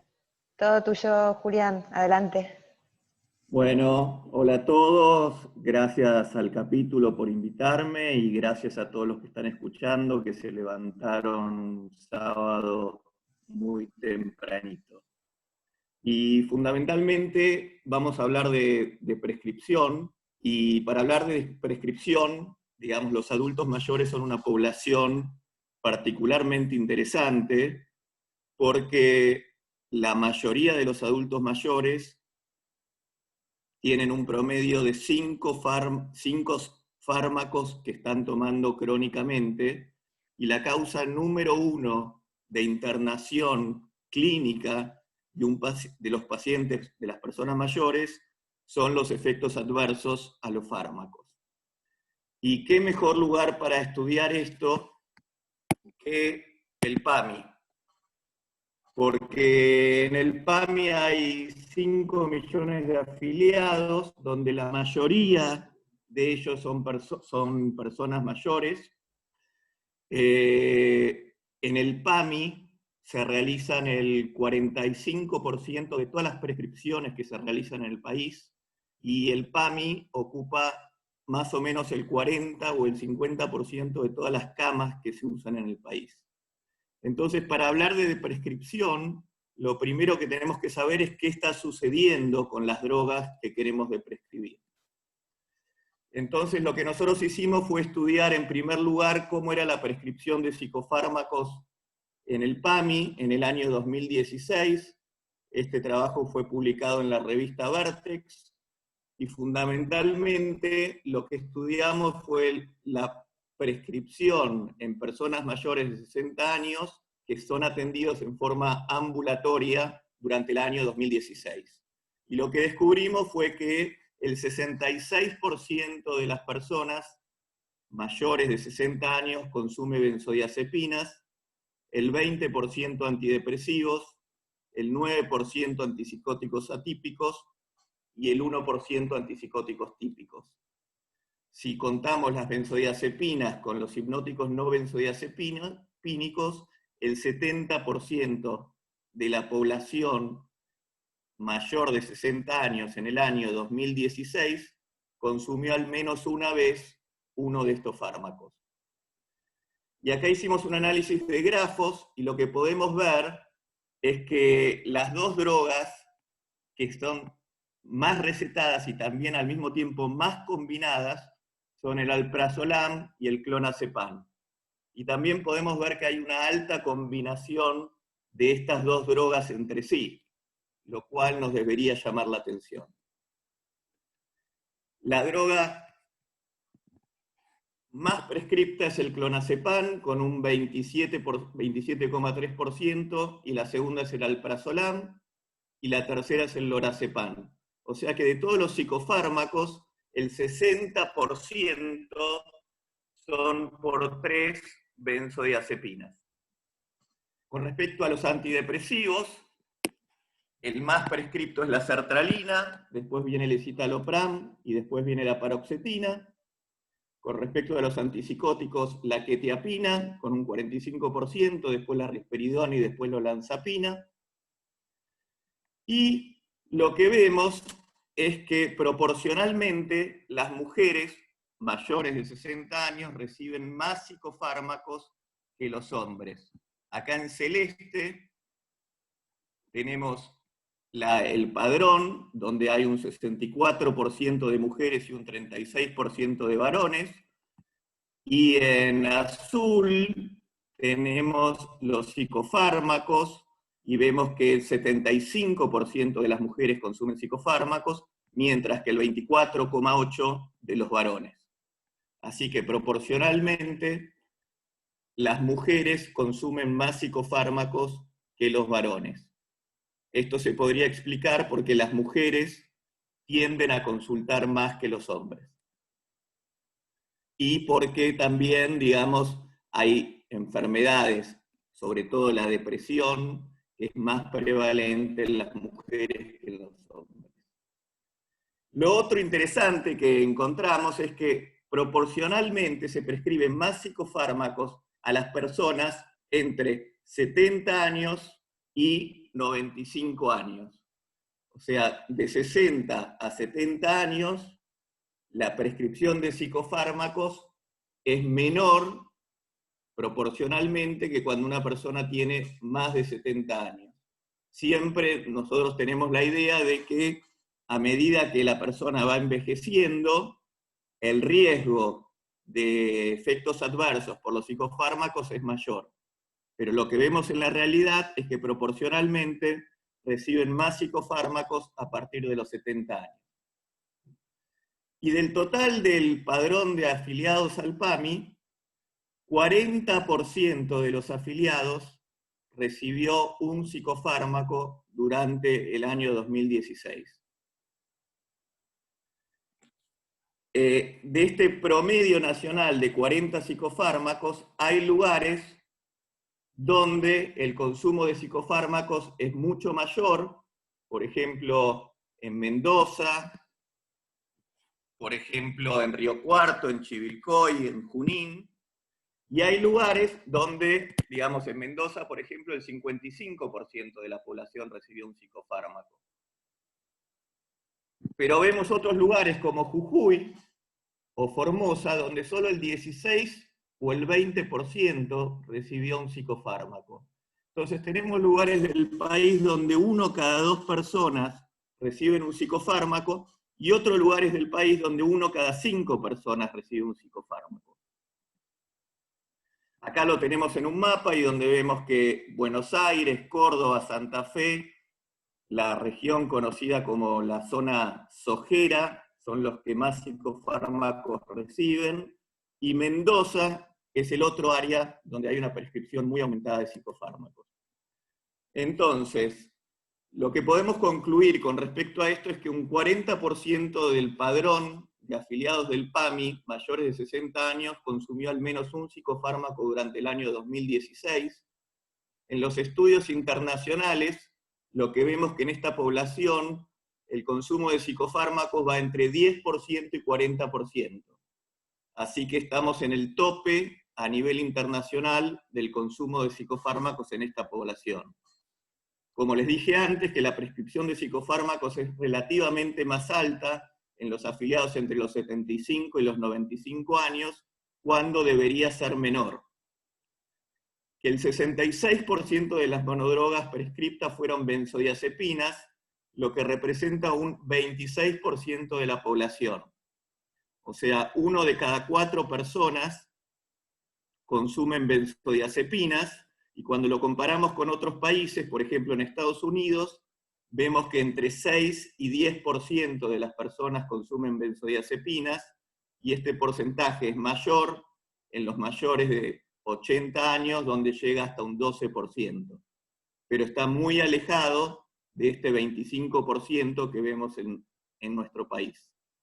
Sin embargo, en otro país como Francia, el 27% de las personas consumen benzodiazepinas entre los 65 y los 79 años, y un 35% consume benzodiazepinas entre los mayores de 80 años.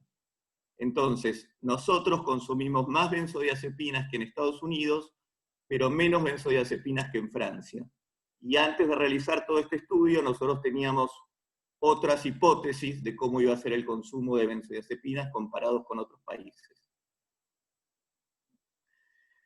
Y después de estudiar los psicofármacos, lo otro que yo soy especialista en gerontopsiquiatría, entonces un interés principal que tenemos fue cómo es la atención y la prescripción de psicofármacos en relación al deterioro cognitivo, y publicamos este paper con neurólogos, psiquiatras, clínicos.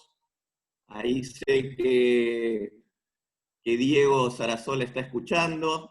Así que, digamos, investigamos. Todos sabemos que las drogas indicadas para el tratamiento de las demencias son el donepezilo, la ribastigmina, la galantamina y la memantina.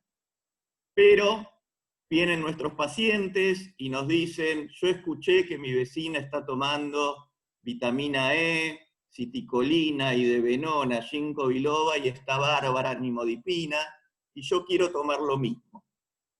Entonces, ¿qué está pasando con la prescripción adecuada e inadecuada de este tipo de fármacos?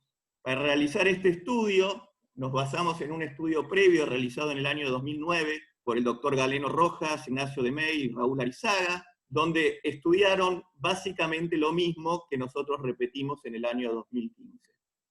Entonces, lo que hicimos fue analizar el patrón de prescripción de medicamentos para el deterioro cognitivo en pacientes nuevamente ambulatorios durante el año 2015 y los comparamos estos resultados con los del 2009. Y lo que descubrimos fue que 59% de las personas, de los afiliados al PAMI, recibían una prescripción adecuada de drogas para el deterioro cognitivo, pero un 41% recibía todo este tipo de drogas que no están autorizadas en ninguna guía, ni están recomendadas en ninguna guía, pero los médicos lo prescriben y las personas lo consumen. 41% de drogas no recomendadas consumidas para el deterioro cognitivo en el año 2015. Si vemos los datos más finamente, lo que vemos es que la memantina es la droga prescripta, la droga indicada mayormente prescripta, y la nimodipina es de las drogas no indicadas la que mayormente está prescripta. 21% de las personas consumen nimodipina, y ese 21% es mayor que todos los inhibidores de la acetilcolinesterasa juntos. Así que hay más personas que consumen nimodipina para el deterioro cognitivo, más que todos los inhibidores de la acetilcolinesterasa juntos. Entonces, cuando comparamos los resultados del año 2009 con el 2015, nos pusimos muy contentos porque el porcentaje de drogas recomendadas subió del 54% en el 2009 a 59% en el 2015, y estábamos todos contentos, digamos. Pero cuando vimos la cantidad de envases que se prescribieron, lo que vimos es que el total de envases por 1000 beneficiarios por año aumentó un 88,5%. Y de esos, el 103% fueron de drogas recomendadas y el 70% fueron de drogas no recomendadas. O sea que aunque están usando menos drogas no recomendadas en porcentaje, la cantidad de personas que están tomando drogas recomendadas aumentó en un 70%. Esto tuvo un costo en el año 2015 de 250 millones de pesos. O sea, 250 millones de pesos en el año 2015 se prescribieron en drogas no recomendadas para el deterioro cognitivo. Entonces, para concluir esta parte, tenemos 41% de drogas no recomendadas para deterioro cognitivo, hay un 70% de aumento en la tasa de envases por 1000 beneficiarios por año de fármacos no recomendados, 250 millones de pesos en el año 2015 en fármacos no recomendados, con lo que todos sabemos que implica este tipo de medicación, con su falta de eficacia, con los eventos adversos e interacciones, y con el tipo de costos. Entonces, una vez que juntamos todos estos datos, nos preguntamos, bueno, ¿qué hacemos para mejorar la prescripción y para deprescribir las medicaciones que no son adecuadas? Entonces, a lo largo de estos años, lo que hicimos fue lanzar un plan nacional para el manejo del deterioro cognitivo y otras demencias. Hicimos una guía para médicos de cabecera, una guía para médicos clínicos sobre prescripción de medicamentos, un curso inicial de geriatría. También, bueno, hicimos mucha difusión de todo esto, pero lo que vimos es que estábamos teniendo resultados parciales. Entonces nos pusimos a pensar, bueno, ¿qué podemos hacer para realmente tener un impacto en lo que se llama la desprescripción de drogas inadecuadas? Entonces empezamos a leer un poco, y Daniel Kahneman en el 2002 gana el Premio Nobel de Economía, porque empieza a escribir sobre economía del comportamiento. En el año 2008, Thaler saca un libro que se llama Empujoncitos, donde habla de esta estrategia para modificar el comportamiento humano y de esa manera poder realizar una prescripción, poder realizar conductas más racionales. En Inglaterra, en el año 2010, parece que hoy estamos hablando mucho de Inglaterra, Damián, yo, el gobierno de Inglaterra dijo que se forme un gabinete, una comisión para estudiar economía del comportamiento, y en 2017 Richard Taylor gana el Premio Nobel de Economía por también sus temas sobre economía del comportamiento. Y básicamente, ¿qué dice? ¿Qué son estos empujoncitos? Estos empujoncitos son intervenciones pequeñas, pero específicas y con bases científicas, que producen diferencias significativas en las conductas de las personas. Es decir, como él mismo lo definió, un empujoncito, tal y como empleamos el término, es cualquier aspecto de la arquitectura de las decisiones que modifica la conducta de las personas de una manera predecible, sin prohibir ninguna opción, ni cambiar de forma significativa sus incentivos económicos. Para que se pueda considerar como un empujón, debe ser barato y fácil de evitar. Los empujones no son órdenes. Es colocar la fruta de forma bien visible, eso es un empujón. Es decir, tiene que ser algo que motive a la persona a realizar un cambio de conducta, pero donde lo económico no sea lo que determina esa conducta. Y lo que se fue viendo es que hay diversas formas de poder actuar, ya sea, digamos, ante la accesibilidad a lo que queremos obtener, a las opciones que uno le da. Todos sabemos que la forma que más fácilmente se aumentó la donación de órganos es haciendo que uno tiene que decir específicamente cuando no quiere donar, porque si no automáticamente dona. La forma en que nos comunicamos, la forma en que hacemos los incentivos, son todas cuestiones que podemos mejorar para lograr el objetivo que estamos deseando. Entonces nosotros nos planteamos un estudio experimental. Vieron que yo les dije que había un 21% de prescripción de nimodipina. La nimodipina es una prescripción inadecuada para el deterioro cognitivo, porque la única indicación que tiene la nimodipina es para prevención del vasoespasmo secundario a una hemorragia subaracnoide. Pero todos sabemos que la nimodipina se utiliza mucho, y sobre todo porque está pensado que a personas que tienen un daño, un problema cognitivo vascular, la nimodipina supuestamente sería beneficioso, pero realmente no hay evidencia al respecto.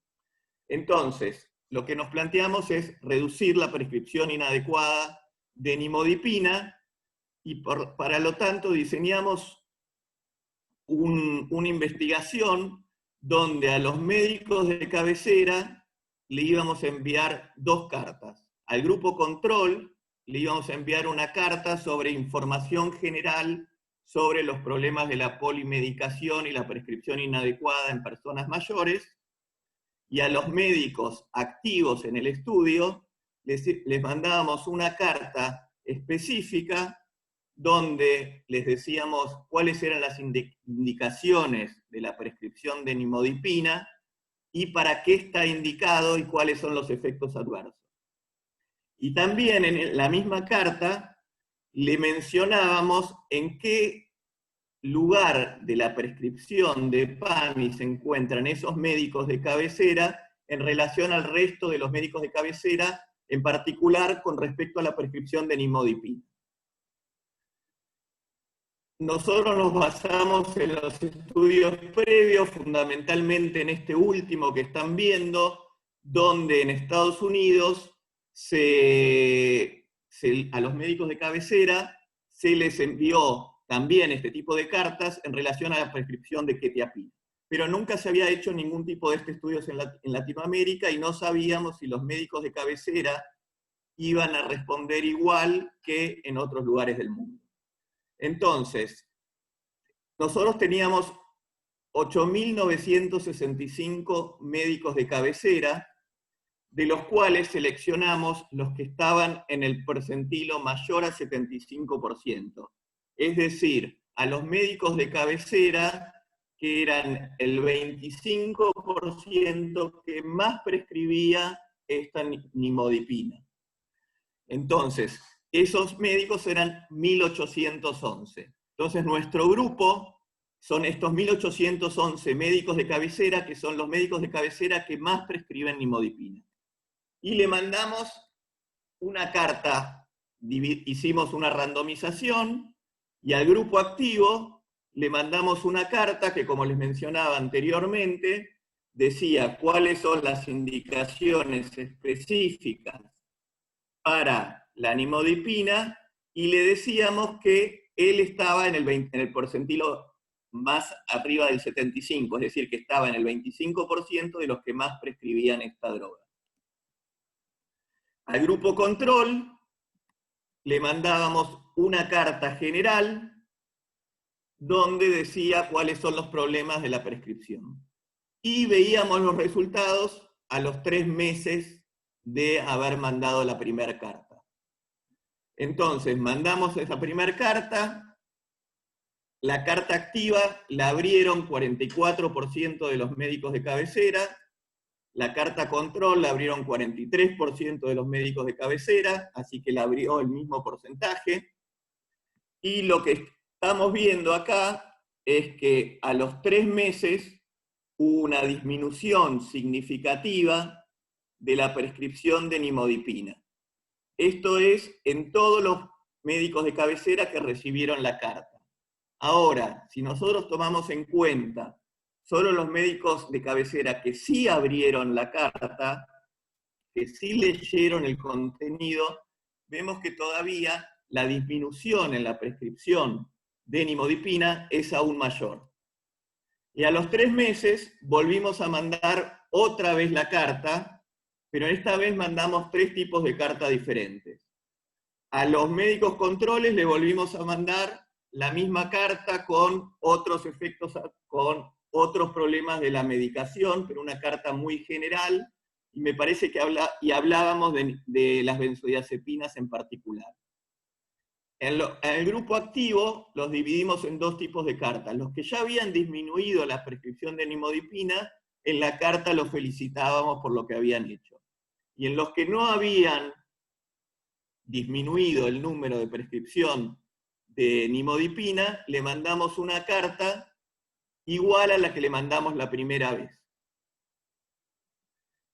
Y lo que vimos es que después de la segunda carta, el patrón se siguió manteniendo o incluso se fue incrementando, donde la disminución de nimodipina cada mes iba disminuyendo más. Si tomamos los que abrieron, nuevamente, es mayor la disminución de nimodipina en los que leyeron la carta que se les mandó. En estos 6 meses, que este estudio lo realizamos el año pasado, En 6 meses del año pasado se pudieron ahorrar 4.255.000 pesos en prescripción de nimodipina en 6 meses. O sea que al año el PAMI se ahorró 8.500.000 pesos en una droga que no tiene indicación solamente para los que lo mencioné anteriormente. Entonces, este trabajo lo están revisando en JAMA, y me parece importante, digamos, también compartir con ustedes que es muy importante, digamos, realizar investigaciones sobre temas que nos interesan, pero después de realizarlas, someterlas a pares que nos critiquen, que nos digan qué sirve, qué no sirve, y publicarla para compartirla con toda la comunidad. Así que muchas gracias y cualquier pregunta a disposición. Bueno, muchísimas gracias, Julián. Muy, muy interesante exposición. Gracias, Damián. Gracias, Analía. Si quieren activar sus micrófonos para empezar con la ronda de preguntas y respuestas, porque hay unas cuantas. Bien. Acá hay una muy puntual de Claudia, de Santa Cruz. Pregunta, Analía, ¿a qué te referís con el concepto de producir un switch? Algo que estabas diciendo al principio de tu presentación. Bien, sí, en realidad uno muchas veces piensa en prescribir un fármaco, sí, pero lo que me refiero es que ese fármaco puede ser reemplazado por otro, ¿sí? A eso quiero hablar. Por ejemplo, en el caso del litio, del caso clínico que contaba del litio, si yo decido de prescribir eso, no puedo dejar un paciente bipolar seguramente sin un fármaco, entonces voy a pensar, ¿sí?, en darle otro. Perfecto. Analía, dentro también de tu presentación, Gonzalo te pregunta, ¿hasta qué punto es influyente en la desprescripción la preferencia del paciente? Luego, si centrada en el paciente, si tiene algún fundamento humanístico existencial. Y en el proceso de los 6 pasos para la desprescripción, ¿qué rol puede tener el psicólogo que trata al paciente y trabaja junto con el psiquiatra? Trabajo interdisciplinario. Bueno, entonces, fue un fundamento humanístico o algo por el estilo, creo que fue una de las preguntas para organizar, no, fue la segunda esa, la primera me la repetí. La primera, ¿hasta qué punto es influyente la desprescripción, en la desprescripción la preferencia del paciente? Bien, a ver, la definición como planteábamos, la definición de Scott lo incluye, ¿sí? Forma parte de la toma de decisiones compartidas, y la deprescripción, como la que concebimos nosotros, es mucho mejor si es por esta vía, si no sería decirle al paciente, bueno, discontinúa el fármaco y listo. Es, como les decía, es un proceso que es colaborativo, ¿sí? De a dos.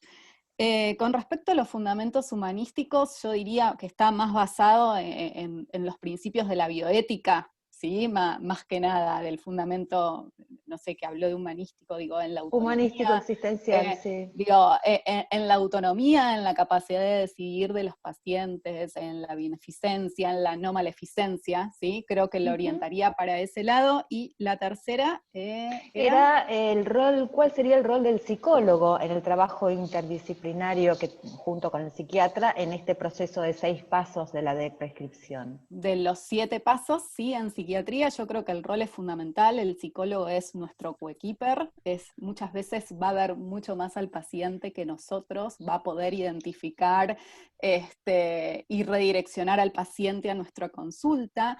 Y en el caso de que sea seguramente un terapeuta cognitivo, lo que vamos a hacer nosotros es tratar de que el paciente vaya adquiriendo otras herramientas que no tengan que ver con lo farmacológico, ¿sí?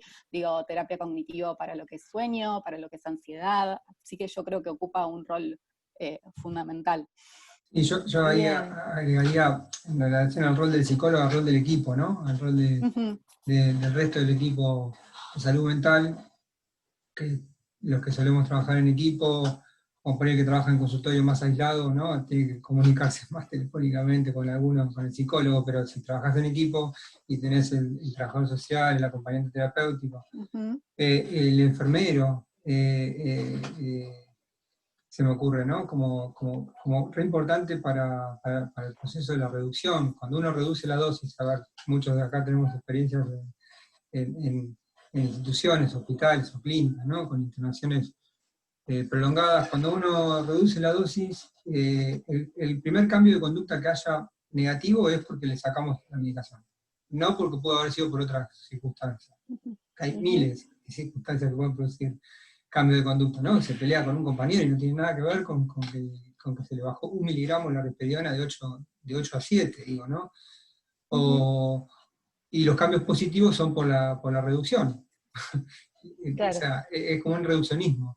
Y en eso, en este proceso, el acompañamiento, no solo del psicólogo, sino del resto del equipo, me parece fundamental, y la educación, como hacemos educación, la psicoeducación familiar, tenemos que hacer psicoeducación relacionada obviamente a la psicofarmacología, con los compañeros de otras especialidades, de otras disciplinas, ¿no? Que no están en esto. Porque si no, caen en estrategias con 0 nivel de evidencia, como el Hearing Voices, grupo, digamos, cosas, bueno, Shingo Biloba, como mencionaba Julián, o cualquier cosa, cháchara. Y ese es el problema.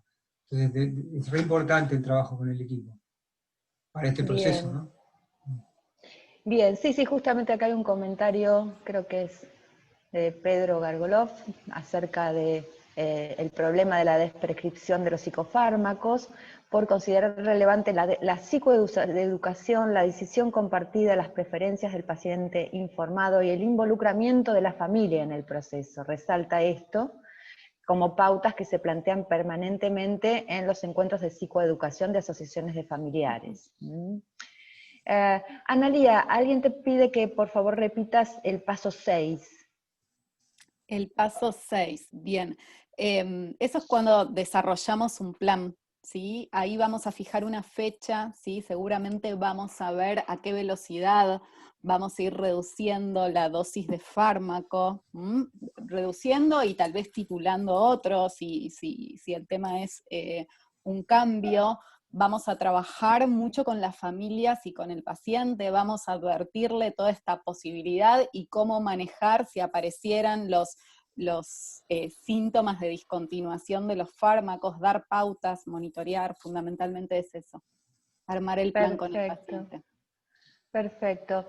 Acá hay alguna pregunta. Gabriel pregunta comenta que personalmente uno de los inconvenientes más frecuentes en el uso crónico sin fundamento de benzodiazepinas para casi todo, especialmente trastornos del sueño, y en la mayoría de los casos están indicados por médicos no especialistas.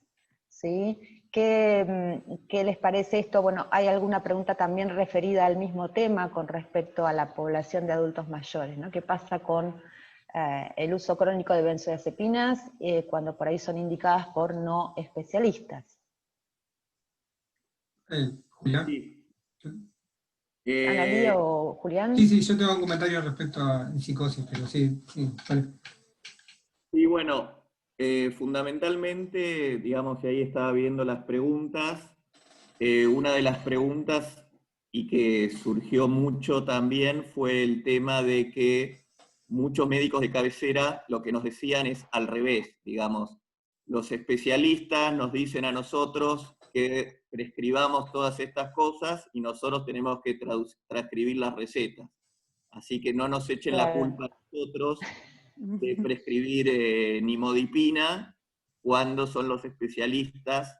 Entonces, esto es un tema muy importante, y el tema justamente es educar a los especialistas y a los no especialistas, a todos, sobre este tema de la desprescripción y de cuáles son los beneficios y los efectos adversos y los riesgos de cada medicación. A mí me parece que pasa todo por educar a los especialistas, a los no especialistas, y todos tener conciencia de lo que es realizar una farmacología racional para beneficio del paciente. Bien. Sí, vos querías decir algo, pero No, también no, pero hay no, algunas no, preguntas específicas para sí, para Julián. antipsicóticos. Sí, no, básicamente que no es un resorte solamente del especialista, del no especialista, de echarle la culpa al médico de familia o al clínico de las prescripciones mal hechas, sino también dentro de nuestra especialidad prescribimos mal. Entonces, la educación es general, no solamente al no especialista. No. Bien, algunas preguntas específicas, por ejemplo, eh, para sacar clonazepam, ¿conviene pasarlo a diazepam por su vida media más larga y luego ir disminuyendo? ¿O pasar a valproato? Bien, Ana. a ver, yo primero siempre intentaría reducir el fármaco sin pasarlo, si es posible, ¿sí? Y si no, la opción sí es pasarlo a diazepam. Hay algunas opciones, pero primero intentaría siempre con ese fármaco. Igual los más problemáticos suelen ser el LORA y el alprazolam. Bien. Y bueno, A ver, Sí, Julián. Julián. no, que bueno, justamente, digamos, la vida media corta media del lorazepam y corta del alprazolam es lo que hace, lo que produce más efectos de continuación, lo mismo que con paroxetina por el efecto anticolinérgico también. Entonces, digamos, lo ideal es reducirlo muy de a poco, digamos, Gabriela Juffe nos enseñaba que 25% por mes, pero si eso no funciona, lo ideal es pasar a una medicación que tenga una vida media más larga, porque de esa forma es más fácil poder reducirlo sin provocar este síndrome de discontinuación que todos sabemos que existe. Bien, bien. Con respecto al descenso de antipsicóticos, Damián, el doctor Nicolás Tulupas te pregunta si el concepto de descenso del 50% de la dosis mostrada Sí, con risperidona puede ser trasladable a otros antipsicóticos. sí, totalmente. En el paper que mencioné, es un trabajo del 2013, y donde yo lo enfoqué a risperidona, pero está hecho con todos los antipsicóticos atípicos y aloperidol. Y con todo la curva es similar, o sea, es la misma curva. La única diferencia sería con el aripiprazol. El aripiprazol está más corrida hacia la ordenada, hacia el eje. O sea, pero básicamente, sin complicarla, el concepto es el mismo. O sea, los estudios de imágenes y de PET muestran eso, que las reducciones no debería ser lineal, sino más proporcional, al estilo de el concepto del 50% cada 3-6 meses, va a reducir nada más que el 10% de la ocupación de receptores de dos. ¿No? O Perfecto. si bajamos muy Y rápido, perdón, el concepto es si bajamos muy rápido, ¿no? Lo dejamos liberado a esa upregulation que tienen de receptores de dos. Y ahí a la tenemos el problema. supersensibilidad. El problema que tenemos, que se plantea ahí, es que no contamos con comprimidos de 0,125 de risperidona para ir haciendo la reducción cuando ya estamos llegando a las dosis muy bajas, ¿no? O sea, nos vamos a tener que quedar en 1, en 0,5, en 0,25, en 0,125, si es que no recae, ¿no? Pero bueno, es una cuestión más de alquimia. Mm. Bien, Damián, con relación al test de capacidad mental Ujú. en pacientes psicóticos, preguntan, Gonzalo, si se aplica tanto en pacientes adultos como en menores de edad, y si hay diferencia entre uno y otro en el rol de la familia. O sea, la pregunta sería qué Sí, a pasa con ver, los niños, ¿no? empiezo, sí, la familia como apoyo, más allá del test el test de capacidad lo tomamos, es un concepto, ¿no? Con todos los apoyos brindados antes, para ver si el paciente puede tomar la decisión, y si comprende lo que le explicamos. Si comprende, todo eso, si entiende, si se lo sopesa, si lo repite, si lo comunica. La familia es uno de esos apoyos. Después están los apoyos que nosotros podemos brindarle, visuales, auditivos, dibujos, ¿no? Pero la familia sí. Y en relación a si más para adultos o menores, está apuntado a más adultos. Bueno, no estoy muy al tanto de la legislación nuestra, pero imagino que en menores los padres tienen que estar. Son los padres los Sí. que deberían. Entonces, Sí. bueno, quizá el padre no comprende, siguiendo todos esos puntos, ¿no? Sí, digamos, Julián. y quizás yo puedo agregar un poco, digamos, porque se usa el tema de capacidad muchas veces en las personas mayores. Claro. Y bueno, ese test de capacidad viene de Inglaterra, donde, como vos bien dijiste, donde hay una ley que determina qué persona tiene capacidad o no para decidir, y es en general a todo. Es cuando una persona puede decidir. Entonces muchas veces uno está trabajando en Inglaterra y a alguien lo quieren operar y tiene algún trastorno psiquiátrico, el que sea, y el médico clínico le dice, bueno, esa persona tiene capacidad para decidir que no quiere operarse. Entonces uno va y hace ese test, como muy bien explicó Damián, donde uno ve si la persona puede evaluar la información que se le está diciendo, puede sopesar los pros y los contras de lo que se le está diciendo y puede comunicarlo. Si cumple esos criterios, entonces hay que respetar a esa persona y lo que decida esa persona hay que cumplirlo. Personas menores de 16 años no pueden realizar ese test de capacidad, digamos, para hacer ese test tenés que tener más de 16 años y cumplir esos criterios. Genial, muy claro. Damián, ¿querés ampliar algo más acerca de las variables que inducen a considerar aplicable la desprescripción de antipsicóticos en cuanto a antecedentes de la enfermedad, la clínica, el tipo, dosis de Sí, a ver, antipsicótico? básicamente, recordemos que es reducción de dosis, ¿no? Muchas veces lo que estamos utilizando son dosis muy elevadas, por encima de las terapéuticas, con niveles de ocupación de receptores por encima de están todos los receptores tapados y seguimos usando, la dosis está por encima de eso, ¿no? Cuando hacemos polifarmacia antipsicótica, las dosis son muy altas, son más... nosotros hicimos un trabajo en el 2010 en el hospital y los pacientes con esquizofrenia que estaban con polifarmacia tenían una mediana de dosis de 1700 miligramos en equivalente de clorpromacina, lo cual es altísimo. Y los que estaban con monoterapia estaban alrededor de 800. O sea, la idea de la deprescripción es bajar dosis a algo razonable, pero bueno, sabemos que tenemos esta supersensibilidad. Antecedentes clínicos, y en aquellos con múltiples episodios va a ser muy difícil. Pensar en suspender, no, pero no creo que sea imposible la reducción. Pero siempre muy gradual.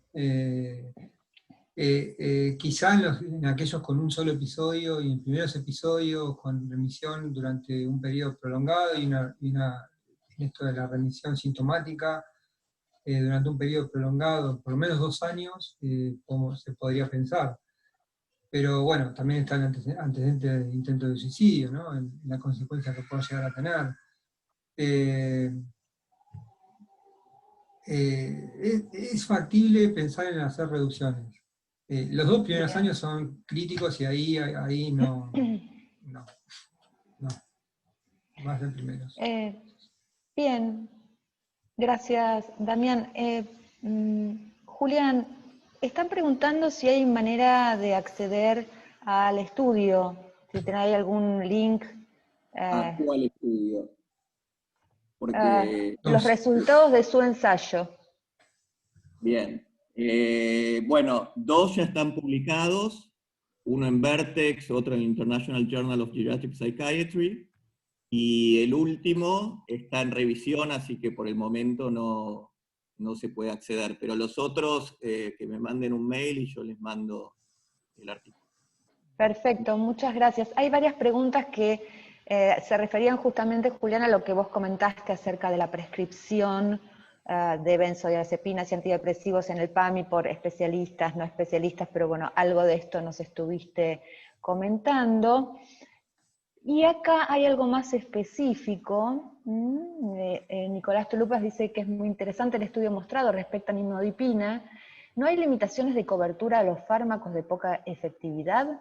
¿No ayudaría más radicalmente a disminuir el gasto? ¿Podría Perdón, ser esa una posibilidad? perdón, Es no escuché decir, la pregunta, disculpa. claro, la idea No es, cubrir.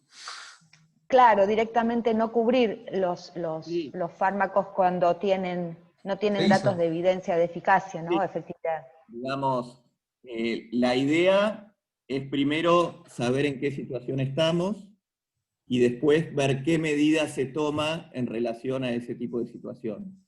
Por ejemplo, la nimodipina, uno no puede dejar de cubrirla porque tiene una indicación específica. Hay otras medicaciones que no tienen ninguna indicación específica y en su momento se disminuyó la cobertura que se daba de esas medicaciones no específicas y se armó un lío Sí. tremendo con un montón de repercusiones. Eso fue hace Eso 2 no años, significa, ¿no? Creo. ¿eh? Hace 2 años creo que fue eso, ¿no? Hace 3 años, O sí. 3 años, sí, sí. Y últimamente, digamos, hace 1 año y medio, se dejó de cubrir ciertas medicaciones que combinaban para los dolores reumatológicos, el condritin sulfato con un AINE. Se dejó de cubrir, el PAMI decidió, fue a la ANMAT al principio aceptó eso, y después, por todas las críticas y todo, se volvió a replantear, y al final todavía están reviendo qué sucede con eso. Entonces, mi opinión es que sí, digamos, o que hay que no incentivar la prescripción de esos medicamentos, ya sea directamente por disminuir el porcentaje que hay que abonar o sacarlo directamente, pero hay que buscar las formas adecuadas para no fomentar fundamentalmente la prescripción de ese tipo de fármacos. Bien. Julián, acá hay una pregunta específica del doctor Golchuk para vos. ¿Cuál es el nivel de evidencia del uso de antidemenciales en fases tardías del deterioro cognitivo severo? Esto iría en la línea Bien, esta de la prescripción o no, de la utilidad, etcétera.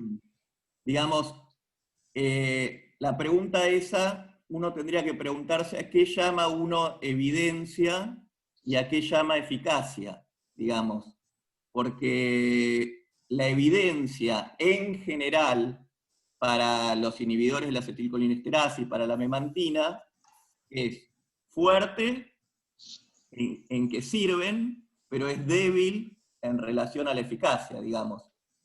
El beneficio es poco y hay muchas dudas y discusiones del costo-beneficio. Entonces, con respecto a la demencia severa, ese gap se vuelve cada vez más chico. Digamos, hay evidencia de que sobre todo los inhibidores de la acetilcolinesterasa y la memantina son eficaces para disminuir el riesgo, disminuir la progresión en la demencia severa, pero esta eficacia es de menos importancia clínica. Bien. Bueno, ya tenemos que ir terminando. Les voy a pedir, si son tan amables los expositores, de escribir en el chat sus direcciones de correo electrónico para que antes de terminar y Bien. cerrar esta sesión de Zoom, las personas que han participado puedan contar con ello y las preguntas que no llegamos a hacerles se las puedan hacer o solicitarles algún documento de los que han comentado o de los que son autores. Bueno, muchísimas gracias. El chat está lleno de felicitaciones y agradecimientos. Las exposiciones han sido todas sumamente interesantes, dinámicas y entretenidas, y nos han abierto a pensar nuevas posibilidades para nuestros pacientes. Este es un gran concepto para empezar a pensar. Bien, nos despedimos entonces de los asistentes a la Bueno. actividad, nos encontramos con los asistentes al curso, en 5 minutos en el link correspondiente al curso. Gracias, Julián, gracias, Damián, gracias, Bueno, Analía. gracias a todos. Gracias, Nos gracias a vemos. ustedes. Gracias. Hasta luego. Adiós, Chao. adiós. Chao, chao.